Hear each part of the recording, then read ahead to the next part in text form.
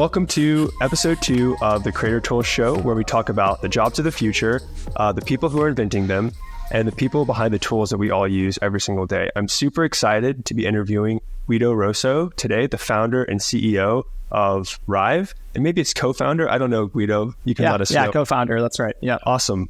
Super excited. You know, we're huge fans of Rive over here at Contra. I'm sure you've all seen Rive on Twitter, all of the cool animations, whether it's product designers, game developers, across the board. Everyone is talking about Rive right now. We actually discovered Rive through one of our engineers. He approached us saying hey, have you heard about Rive? You really, really need to be working with this company. We need to figure out how do we build Rive animations into our landing pages? How do we get Rive experts on Contra? And he was a true believer. And so after that, I DM'd Guido on Twitter, and here we are. So cool. I actually didn't know that full story, the background behind it. That's awesome. Yeah. So one of our front-end engineers was really following all the stuff that Rive was doing. He was like, you have to check out this company. And so whenever we got connected, there was a lot of excitement internally. I think one of the first times I heard about Contra was someone on our Discord was like, why don't you have an expert program on Contra? And I was like, what is Contra? And I went and looked it up, and you literally messaged me I think a few days after that. I just started looking into it. So yeah, seems like worlds were colliding. Well, it's great. It's great to have you here. I appreciate you taking the time to chat with our community and enjoying the show. So to kick it off, we'd love to hear your life story. And I know that's super vague, but what is your life story in 90 seconds? Yeah. Okay. Wow. 90 seconds. Okay. So I can't talk about me without, everything for me is we. It's never just I. And that's because I have an identical twin. And he's an engineer and I'm a designer. And we decided pretty early on, we just realized that that was kind of like a superpower. We designer dev duo, started doing all kinds of cool computer stuff together. And in the 90s, we started realizing that this is really what we wanted to do, that we were going to focus on. He was going to be the engineer. I was going to be the designer. He was, modding Quake and Tribes, video games of the 90s. And then, started building his own game engines. And I was doing the graphics for it. And that's kind of when it all kind of came together and we realized okay, cool. We're actually really strong together like this. And yeah, then we spent the next basically 25 years working for companies like Xbox. We did the first Xbox 360 third-party apps for Netflix and HBO. MLB was a customer. We did Red Bull. We worked on their, when they phased out of, Flash and started working with HTML, we did the first HTML5 website for Red Bull. Macromedia was an early customer, a lot of stuff with Adobe and Flash. And so anyway, yeah, we kind of were known as a team that you went to whenever you needed something really custom for a product that needed to have something with high design and a lot of motion graphics, but also be really functional. And yeah, we were the team you went to whenever you didn't want something cookie cutter and you needed something that was really unique. And that company actually started in Kuala Lumpur in Malaysia, then moved to Rome in Italy, and then finally made its way to the US and San Francisco. And yeah, that's my quick life story. That's so crazy. Okay, so I don't know if you remember this, back with the original Xbox, there was this kind of underground movement of people basically taking out the hard drives of the Xbox and then putting a custom OS onto the machine so you could pirate movies and yeah. I mean, I would work with kids. Yeah. We were in Southeast Asia at the time. Actually, before the Xbox, we were in Italy by then. But they were doing this with all consoles in Southeast Asia back then. And I was very familiar with that process. That's so crazy. So you and your brother are this dynamic duo. You're both insanely talented in kind of your own different specialties. That's kind of the dream of a lot of people. I have an older brother. I wish that we had complementary skill sets and we could work together. What is that like?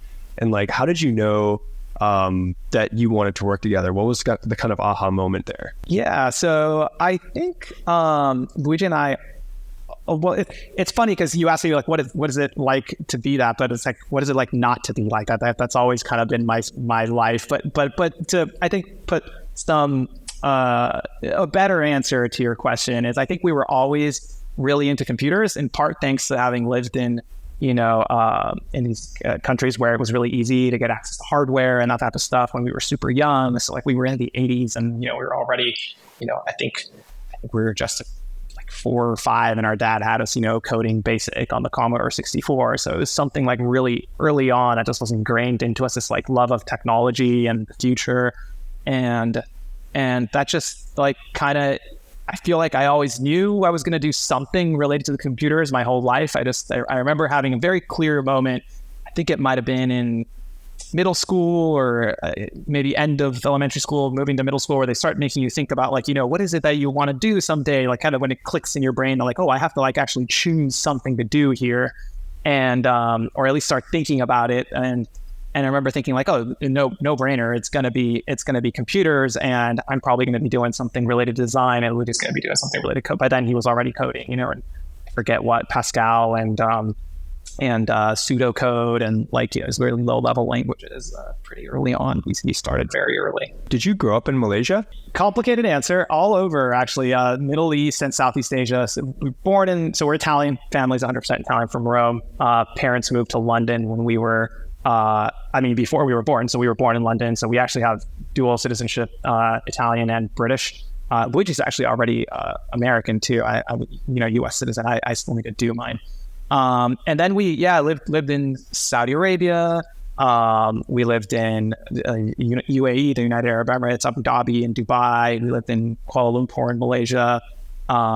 We just moved all over, Southeast Asia, like Indonesia and Jakarta. I was there for many years, and actually just learned that one of our recent hires went to the international school there too. So we're finding all the international kids everywhere. So yeah, that's in part why we sound very American. We had we had American teachers in these international schools, so we lost our Italian accent pretty early on. That's amazing. Okay, so you were pretty worldly.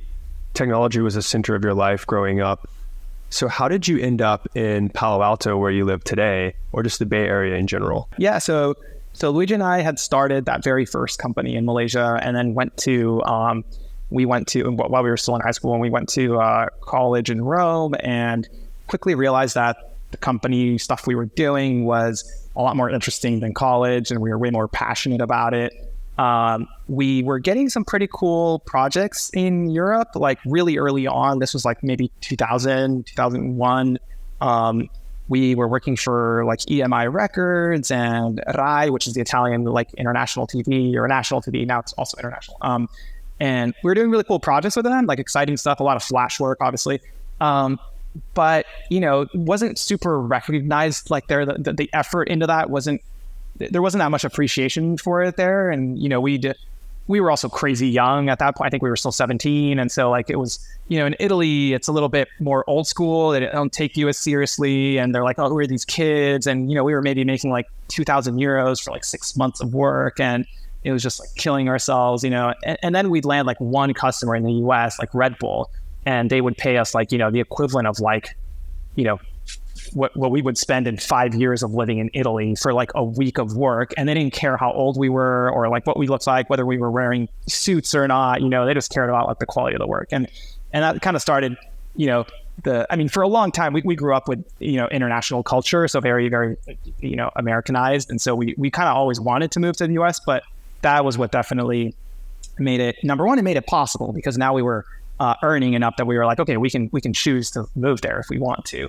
And number two, like crystallize like how important it was with the whole tech movement that we be here and not in Rome.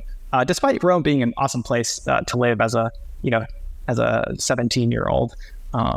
But yeah, from a work perspective in tech, this was the place to be. I can imagine, earning that type of money you would get from like a Red Bull project, and then living in Rome as a teenager. That has to be like the dream, right? You're doing what you love to do. You're working with your brother. Yeah. And, you'd be considerably pretty wealthy, like earning tech money from the US, living in Italy at the time. Sure. Yeah. Yep. Definitely. But it was also like, it just felt like it wasn't the right fit for us. Nobody was really working on this type of stuff. No one was really quite as motivated as we were to, figure out hard tech problems, and like a lot of folks just weren't of the same mindset over there. And instead, moving to the Bay Area meant that we visited a few times, meet with a few companies and stuff, and we realized like that there's a lot of people that think like us, and and kind of like, surrounding yourself with people that are similarly ambitious, I think just felt right. And that was a lot of what, it drove us to move here. That's amazing foresight to have as like a teenager. It just felt right. Yeah. And since then I've read and listened to podcasts. I've read Paul Graham's essays on, increasing your chances of luck, by going to, places where there are similarly ambitious people. And so all that resonates a lot, but at the time it just felt right. And we were like, this is where we're supposed to be. And now you're building a new company, Rive, which is blowing up. Everyone's talking about Rive. So I'm curious, when was the first time you thought about Rive? What was the kind of aha moment you had? Was it at Archetype? Was it at Intel? What was that moment? The idea for Rive, I think, has existed in some way in our heads since the 90s. I remember Luigi saying really early on when we were working together that, state machines really should be he was coding state machines, and he was thinking, for those that don't know, Rive has a visual state machine that helps designers build graphics, but then also makes them interactive. And this idea of a state machine needing to be a visual tool and not something that was hard coded was something that Luigi had been kind of, thinking about forever and that we talked about. But I think that the real idea for Rive, so I think Rive is really the culmination of those 25 years of working together, building those really custom graphics that were really hard to do, unless you have a designer and dev that really, mesh and speak the same language. It takes a lot of effort to build something super custom. And it really kind of, I think, crystallized the most when we were at Intel, because at Intel, it was the first time that Luigi and I had to manage and work directly with teams of hundreds of people. Our company was acquired when we were I think 26 people at the time, and somewhere around there. And suddenly we were working with 300 people, and Luigi was, managing the apps team, and I was managing the entire design team, and it was a lot bigger, and it was a lot more complicated, to work together, designers and engineers. So I would say that that's when we started really thinking about how much that problem compounds when you're at a bigger org, and how much there is a need for a better way to do this type of thing.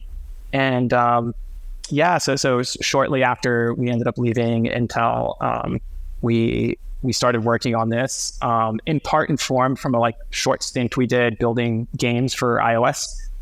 We built some games that we were kind of trying to do a lot of interesting stuff, and we were building tools for them, and that also helped inform this direction that I think both product and games suffer from this problem where it's just what a designer envisions can be really complicated or even impossible for a developer to build, and that's really at the core of the problem that Rive is solving.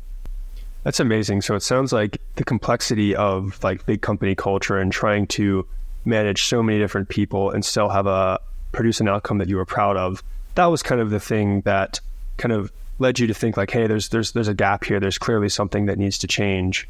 And we're actually building animations. I know that I think we're going to incorporate some Rive animations into our next landing page, our next couple of landing pages. So you've definitely unlocked some stuff for us, because we've always, whether it's building these things custom in WebGL or just CSS animations, it just takes so much time to get something that's not quite the vision. When you're actually putting this in design, you have this idea for this cool interaction or this cool animation. Just the amount of investment it takes to actually, or if you even can get there with the tools of yesterday.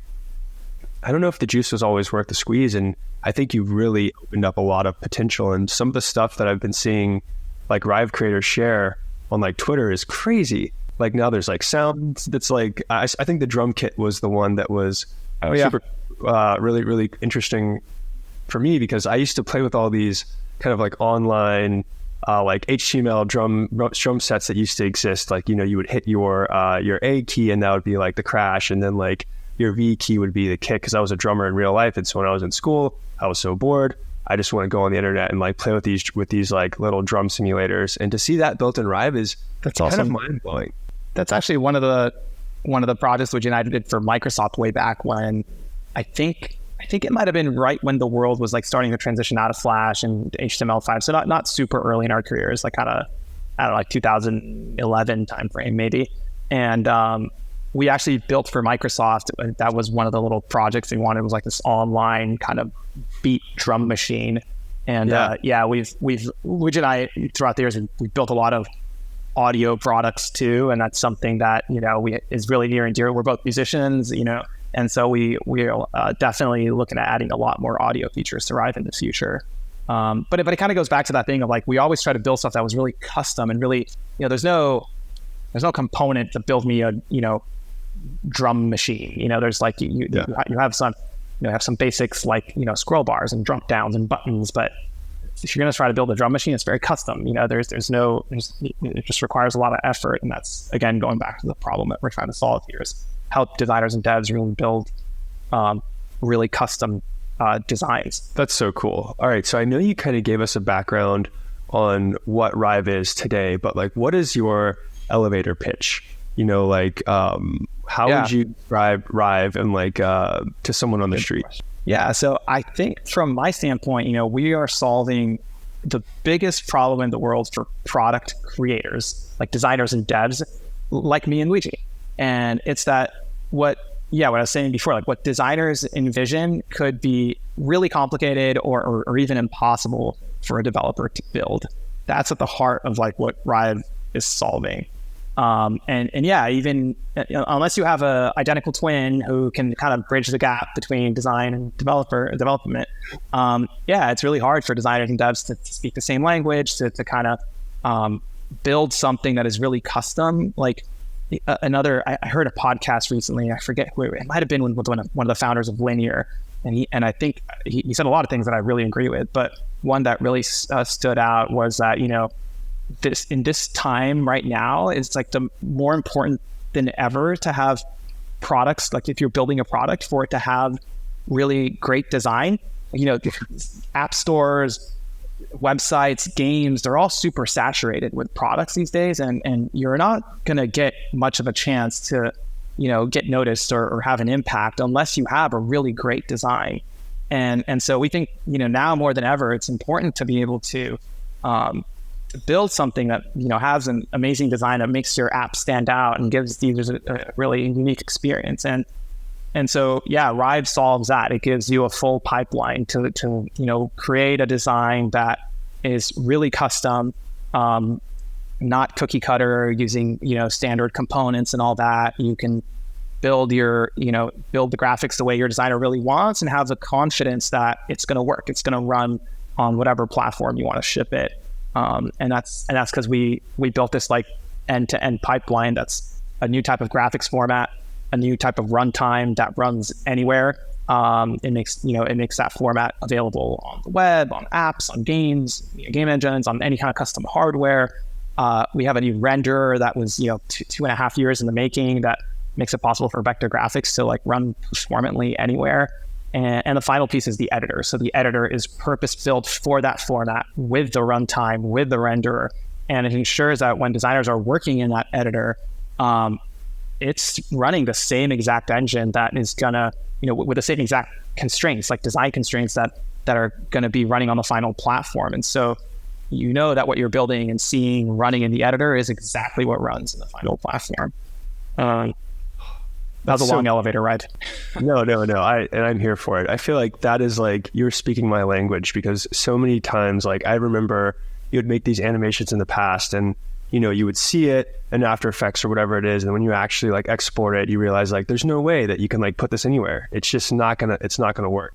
Yeah. That's because designers aren't working with the same constraints that the developers then have to work with when they're building it. So cool. Okay. So, I mean, that's super powerful. And I feel like it's crazy that you and your brother are identical twins. You have complementary skill sets, and you're the perfect people to kind of bring this product to life. It's pretty special, and I think that a lot of people can feel that in just like using the product and the kind of outputs that come from the product. So I'm curious, like which features in Rive do you think your community loves the most, and like what delivers the most value, I guess, for your community members, the people who are actually using Rive day to day? Cool. Yeah. So good question. I think from the community perspective, I think one of the things that brings the most value is, again, because we are multi-platform and the tool runs online, we thought really early on that we could have a really cool kind of community built around the product. So we kind of always said, like, we're almost like, what if, like, Photoshop or After Effects were running online, but it could also have like Dribble or Dig at the time, Reddit now, kind of connected to it. And that's kind of where some of our, one of our features called the community files comes from, which is still very early. It's very bare bones. We haven't done, anywhere near the level of integration with it that we want to do. But it is a way for designers and devs to be able to see what other designers are doing, or devs, like creators, whatever they're doing with Rive, like being able to go on that community files area and find the files that other people are using, opening them up. You can open it even if you don't have an account yet. You can open up the file and it'll immediately open the editor, and you can start seeing how the file was set up, how it's working, how the state machine interactions are set up, how the motion curves are done. It's just opens up so much, I think, ability for designers to learn from one another. It's kind of this concept of open design, kind of like open source, but for designers, which, we used to talk about this really early on with Luigi too. Like, we used to talk about how design, and this is not just our idea. I think a lot of other folks have had this idea, but it's hard to do, which is that, engineers can really benefit from this concept of open source, where like you can find someone else's code and like tear it apart and learn from it, and copy paste some things and like tweak a few other things and learn just from like basic tinkering like that. And there isn't quite the same thing for designers. And that was where this idea for the community files came from. Like, okay, can we make it so that, someone in part, it gets rid of that empty canvas fear. You start with some new tool and you're like, I don't know where to start. There's like so many features and so many things I could do. And instead, going to our community files and finding something that you can quickly open and learn from is, I think was a good, really good idea that Luigi had really early on, and I think we made it immediately one of the first things that we shipped, even though it was super basic, and it has kind of stayed in its super basic state. We haven't really taken it as far as we want to in the future. And then last part, I think, to answer your question more generally, what gives the most value? I would say that the general value is just that product teams have the confidence that what their designers or their design team is building, or whatever their design can conceptualize or imagine, actually can be shipped. And I think that's one of those things that just like eliminates doubt. It removes tons of engineering time from the equation. We've been working on a lot of case studies. Some of them have already made their way up to our website, and you can see that one of the biggest kind of data points that we like to always put up and share is just like how much all these companies are saving time by using Rive. And not only is it a better experience, but it also brings that development time crashing down. I feel like the community files feature is such a huge unlock, because back in the day, like the only way you could have a similar experience was, say you're working in After Effects, or say you're working in Premiere, or you're working in Photoshop. You'd have to go to Envato or like Theme Forest or whatever, like Video Hive, and like download, like pay and like download a template, and then like open that up. And then it was just this whole like kind of convoluted process. I remember doing it so much. I mean, that's how I got into like building websites, was like, like kind of remixing Bootstrap templates and stuff like that. But to be able to bring that into your product is a huge win. Yeah. Part of the inspiration for us is, do you ever remember in like the early web forums, was it, maybe it was FlashKid, maybe it was Ultrashock, I don't remember now which one specifically, had this like concept of Photoshop tennis? Did you ever do this? No. What is that? Photoshop tennis was where like someone would start with a Photoshop file and start the whole thread based on this Photoshop file, and then someone else would like take the file and add to it, and then it would go back to the other person. They would add so that it was like tennis between two designers. And I think it could also be multiple designers. I don't like remember super well now, but it's in part where our idea for remixing came from. In that community files area on our site, you can also take someone's file and remix it, which is kind of like branching in software, where you take someone's open source project and branch it. But it was also like heavily inspired by this concept of Photoshop tennis. And it was really fun back then, because you could see like, you could see like where it started and where it ended up. And it was usually like, crazy different and got super complex. And it was, very, very fun times. It was a very early version of just, that concept. That's amazing. So you're just pulling inspiration from like your lived experience and putting that into product innovation. I feel like that's how the best products are truly built. That's super, super cool. So Yeah.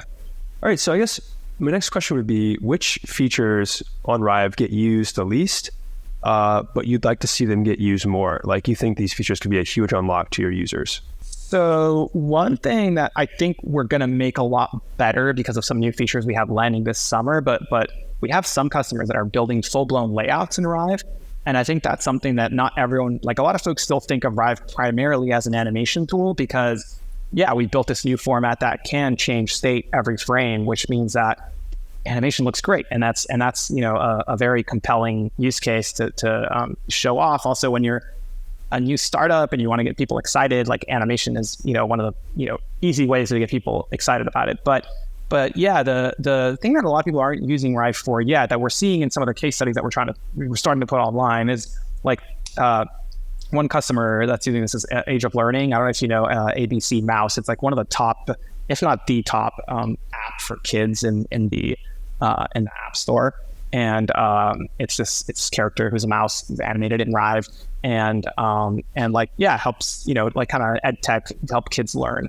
And they have like a lot of little mini games and a lot of screens and stuff like that. And they actually started using Rive for some of the screens that like will pop up, and whether it's kind of a upsell moment or it's a feature they're telling you about or something like that in the app, they're using Rive for that entire layout. And because the Rive file has data points for engineers to connect to, like our state machines have inputs that can be connected to data, our text runs can be connected to data, which means you can localize it for any language or change it with the user's name or whatever you want to do in the text, even though it can have a lot of animation, but it can also be connected to data.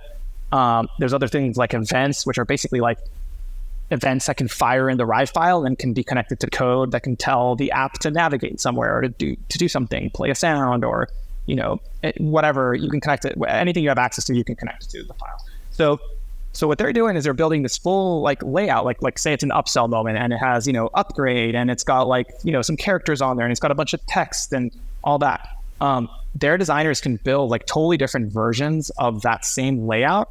And some of them can have no characters, or even no animation, like really basic. Another one can be like their overkill version that has, all their characters on, and the text is animating, and the button is got all these crazy states and all this stuff. And because all those, they standardize those entry points into the file, provided they're keeping those things consistent in the Rive file, they can make new versions of it and just swap it out. They can even load it remotely, so you don't even need to ship a new version of the app to A/B test a totally different screen.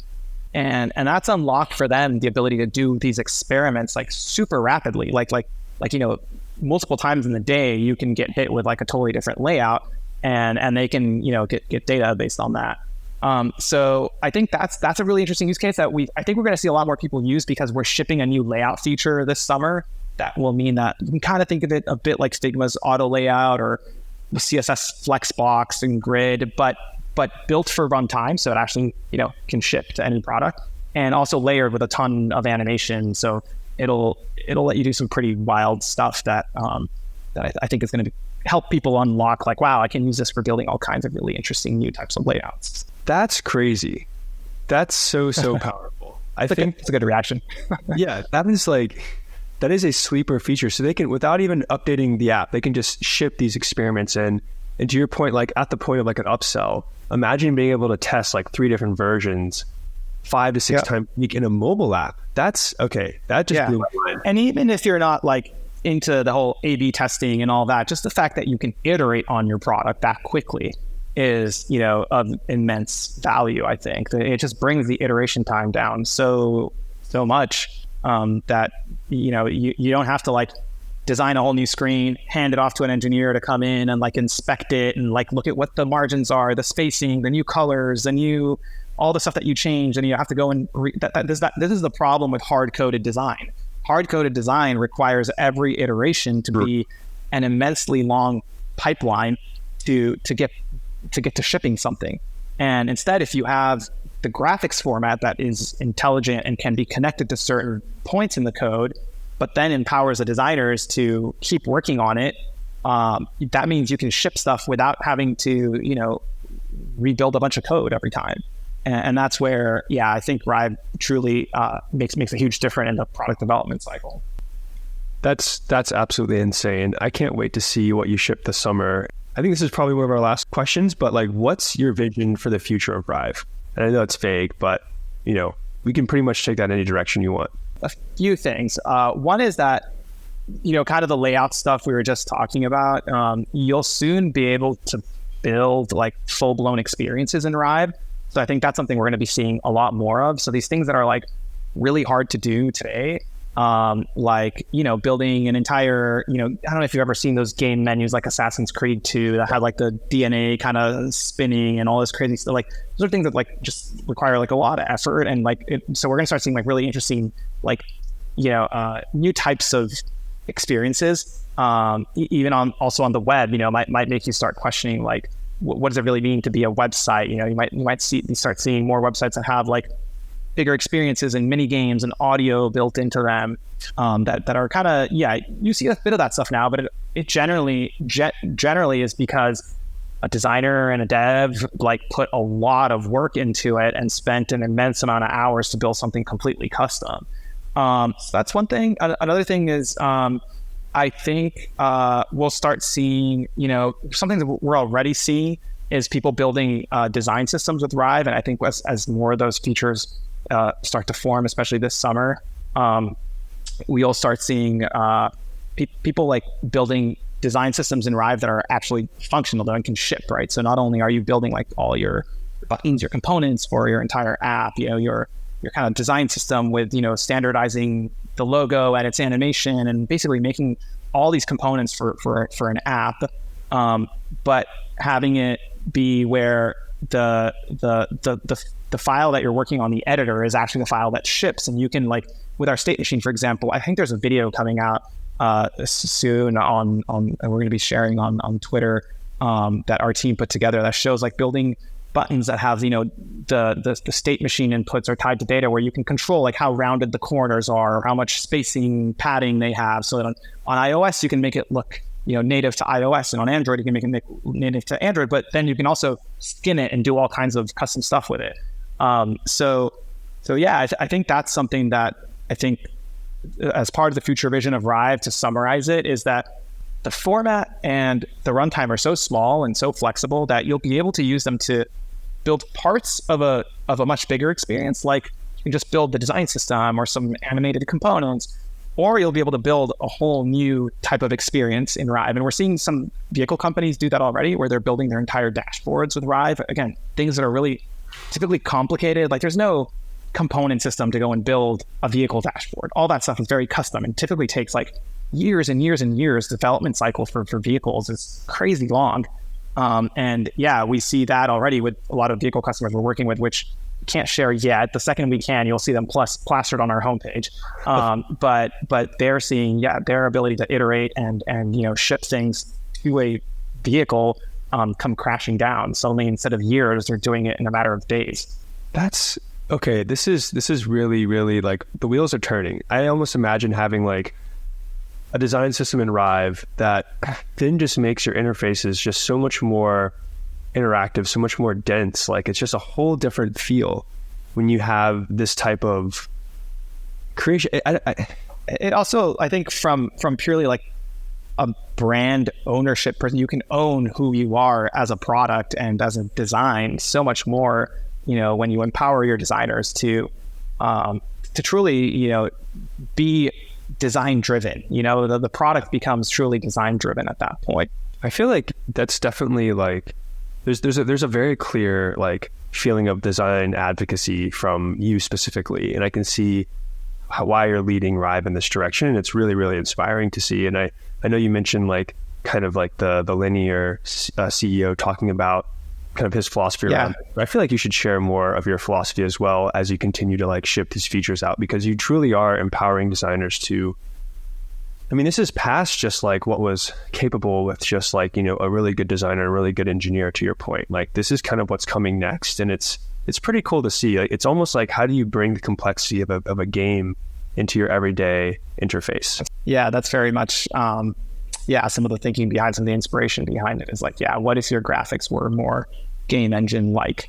And that's definitely, an inspiration behind it. That's so cool. Okay, so last question.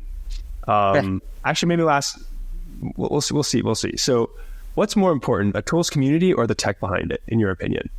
Yeah, I think you have to have both for it to be successful. I know that's a cop-out answer. But I also was recently listening to another podcast where they were specifically talking about like how important the problem is you're solving. And I think that's almost as important, if not the most important part. Like how big is the problem that you're solving and how much of a difference does your product make to that problem? I think it was, I hope I'm going to say his name right, Yuri Levine. He said, fall in love with the problem, not the solution. And I think that's such a good quote. And it really resonates with me and Luigi because it is, it is true to like our life, our like I mentioned, 25 years of designing and developing together as a designer dev duo. Like we're really passionate about this problem. And the tool and then the community around the tool all emerged because of that passion for this problem. We worked on this problem for almost 20 years before we started actually working on our own solution for it. And so, yeah, that's kind of, I guess, my answer, which takes a bit different direction. But I think that's true to how we think about it. Yeah, I totally agree. And like the more like I hear you talk and the more I hear you talk about Rive, it like brings me back to, my memory as a kid, like watching Star Trek or watching Star Wars or these movies that had all these crazy interfaces. And you're like, wow, like when is the future going to be like that? And it's pretty Rive is going to be a tool that literally makes the future like that. But it's going to happen sooner than we think. Yeah, sorry, I'm going to cut you off. But there's an awesome like segue to what you just said, which is that we actually, I just found out, it was maybe a week ago, I think it was like last Friday, that I don't think I can share their name. They haven't given me permission to share their name, so I'm not going to say it, but like a pretty big studio that works with like Hollywood movies and TV shows. We got on the call with them because they told us they were using Rive and they wanted to talk to us and like see if we could like have some kind of partnership together. And yeah, it turns out they're using Rive for a bunch of movies and TV shows for exactly like kind of what you're describing, like these not just futuristic UIs, also just like your standard, actor or character is walking down the street, gets a text message and pulls up their phone and has to look at it, and show, and you have to see it. And like a lot of that stuff today is either done with like just a fake screenshot that gets plastered on the phone, they pull it up, or it's done in post-production, they edit it out.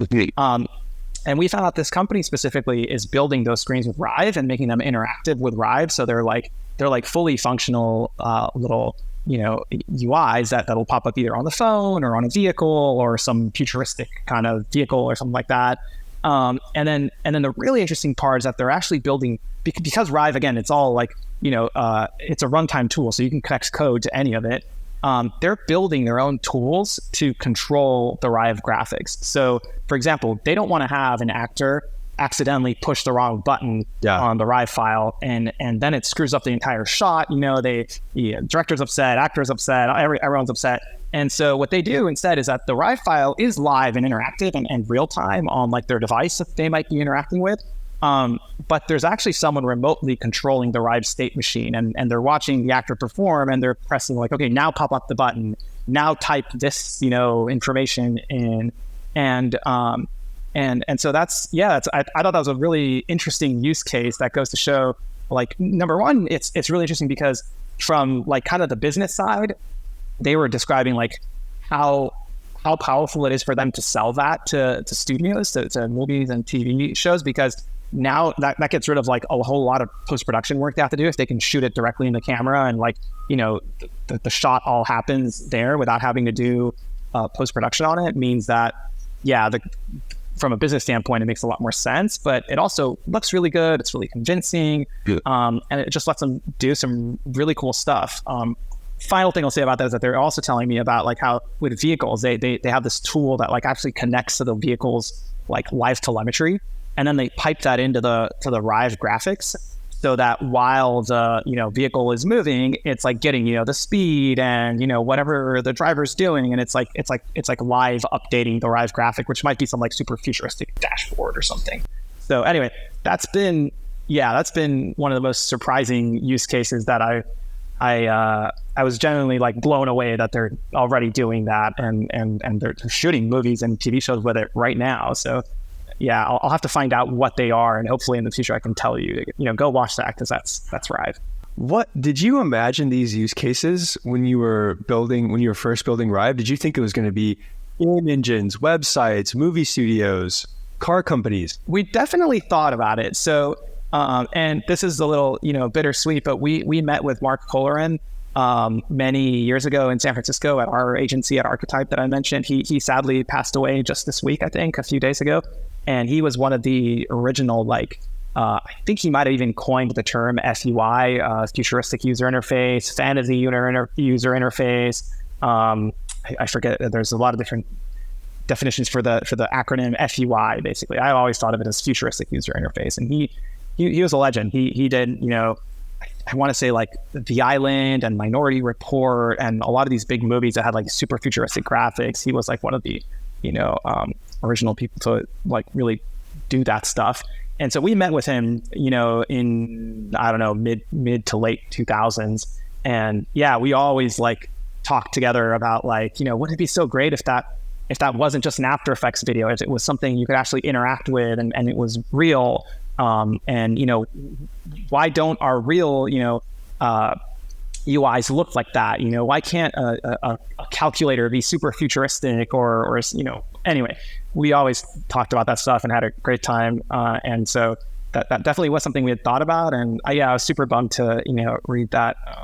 Sadly, he passed away this week. He was a legend and really inspired a bunch of designers like me. That's so cool. Well, it sounds like that, his inspiration lives on in what you're building today. And yeah, definitely. It's just so wild to just like hear you talk about everything you're doing, all the different use cases, because it's so broad, but it's such a clear vision that you and your brother have kind of like brought to Rive, brought to the product. And I don't know, I'm super, super excited to see where you take this. And I really appreciate you being on the Creator Tools show. So last question, what tools you'd like to see on the show next and why? Cool. All right. So one that, we're really excited about right now, and in part self-serving because we just recently released an integration with them, is Unreal.